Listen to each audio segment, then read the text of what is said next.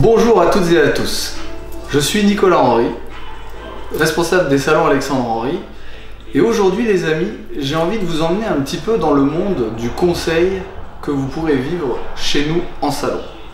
Alors, le conseil passe par plusieurs phases puisqu'effectivement nous allons parler beaucoup de consultation.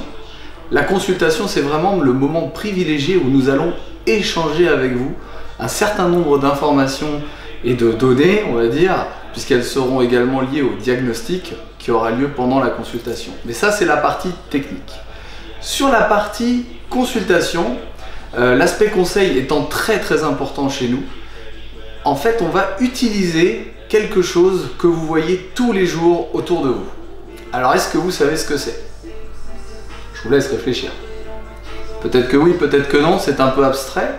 En réalité, nous allons utiliser les principes des lignes. Alors les lignes, en fait, on va dire dans l'univers, il existe deux lignes. Il y a la ligne droite et la ligne courbe.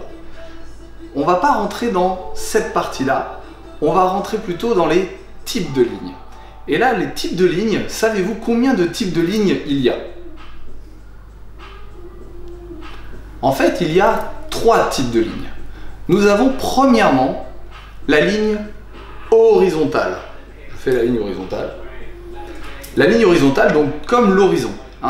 Et cette ligne-là, en fait, c'est une ligne qui va apporter en général beaucoup de force, qui va apporter de la lourdeur, qui va apporter du caractère en général, puisque quand on va adapter une ligne horizontale, donc l'œil va aller de droite à gauche et ça va créer quelque chose d'assez stable, d'assez épais. Vous voyez, un petit peu comme une frange très graphique, très droite, ou encore un carré.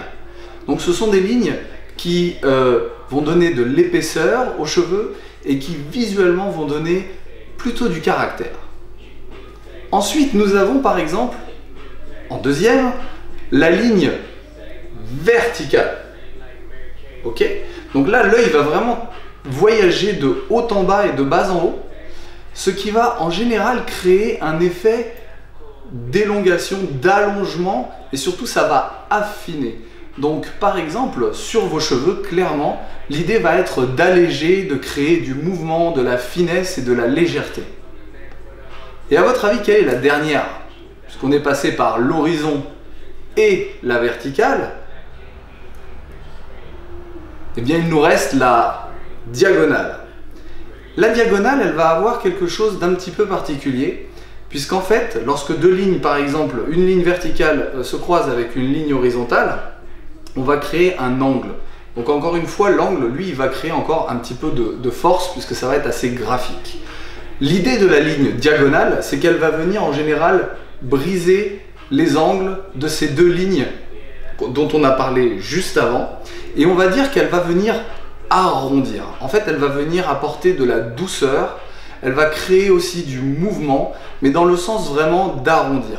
Pensez à cette expression qu'on dit souvent, on aime arrondir les angles, ou on veut arrondir les angles, et ben c'est totalement le rôle de la ligne diagonale. Alors pourquoi je vous parle de tout ça? Eh bien c'est directement lié à tout ce qui va être coupe de cheveux, mais également couleur, ou travail de texture, que ce soit dans les lissages ou dans les permanentes. Puisque toutes ces lignes, vous les retrouvez quotidiennement autour de vous. Seulement nous ici, c'est rapproché à la coiffure, c'est rapproché à vous et à vos cheveux.